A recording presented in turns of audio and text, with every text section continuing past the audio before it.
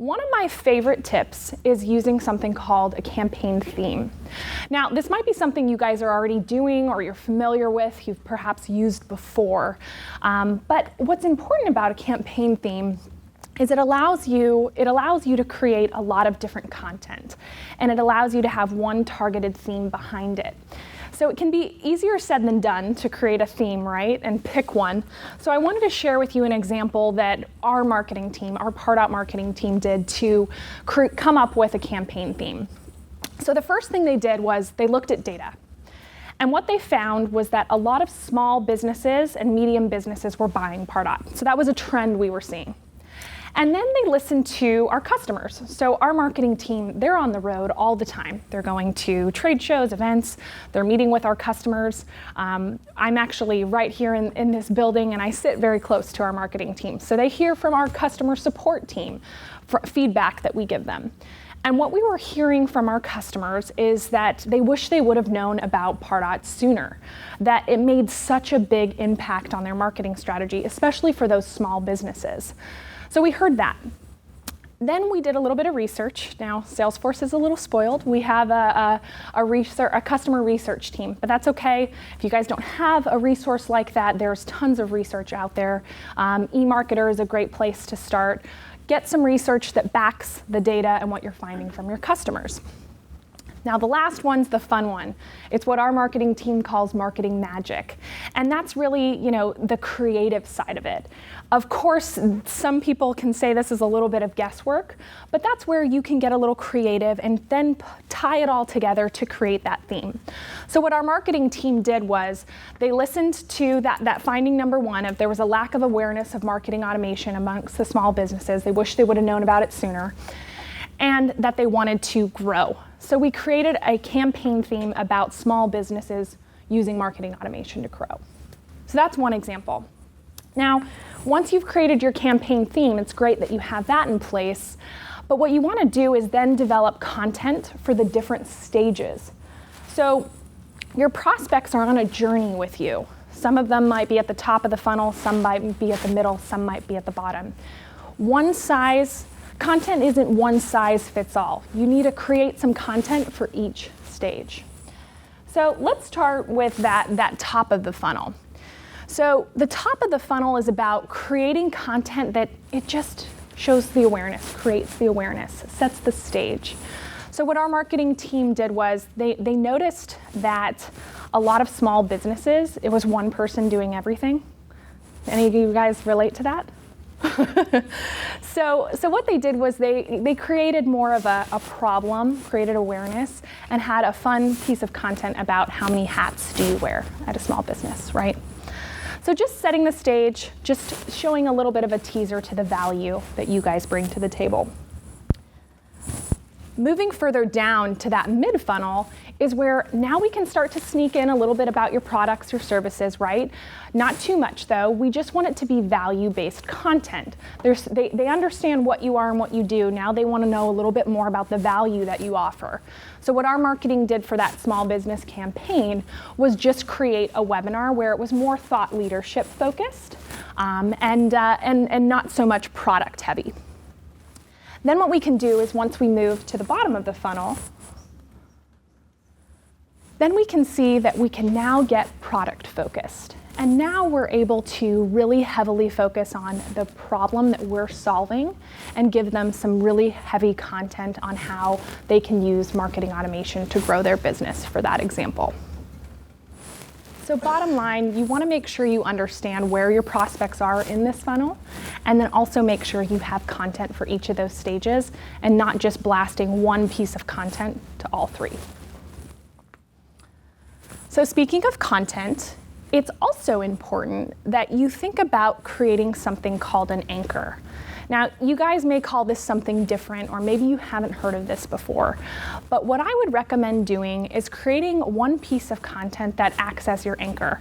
So, for example, what you can do is you can create one white paper, and I recommend doing this on a quarterly basis.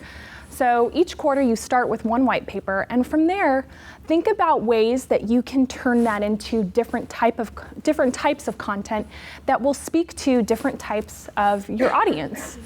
So for example, you can turn one white paper into an infographic, into a webinar, a video, slides.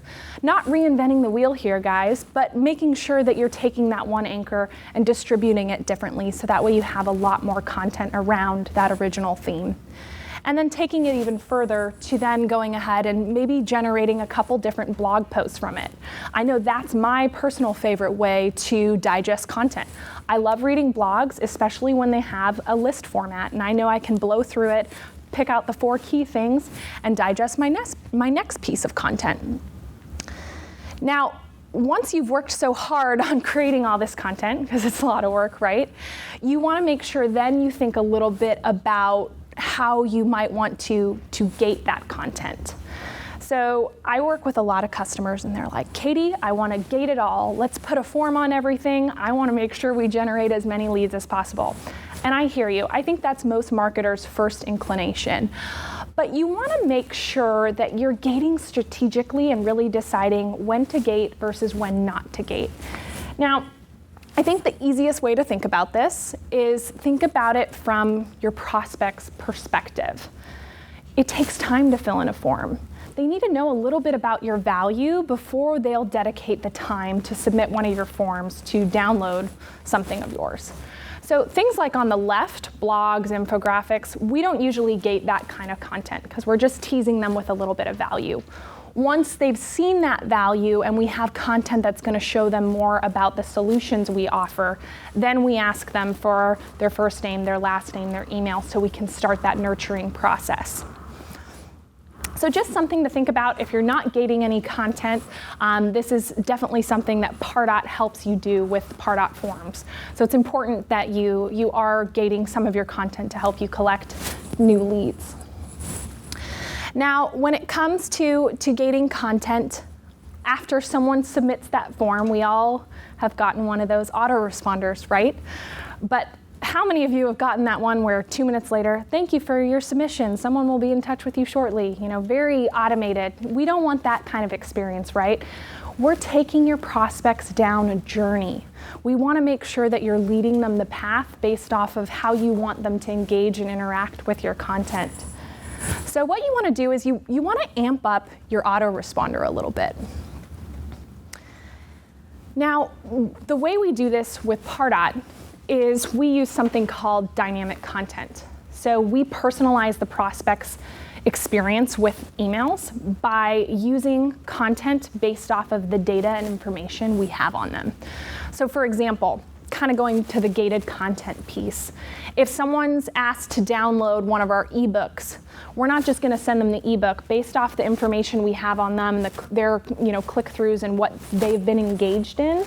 We're going to also take them down a path to see the next thing that they would be interested in and really personalize that.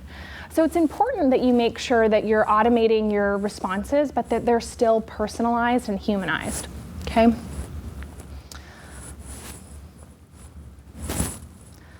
So I've been talking about this journey. You guys probably have heard me mention that a few times now. You want to make sure your website's a part of that journey too. Your website shouldn't be just a set it and forget it. Oh, it's built, it's done, it's there, it's doing its own thing. A lot of my customers I work with don't touch their website enough. And you want to make your website dynamic. So what I mean by this and the way that we at Pardot do this using Pardot is we use dynamic content. So for example, if one of our visitors, we don't know what CRM system they're using, then we're just going to show them a white paper about marketing automation and CRMs. But for the folks that we know that are using Salesforce, we're going to speak to them. We're going to take them down that path, and we're going to say, here's an ebook for you guys on Salesforce and marketing automation and Pardot, how they work together.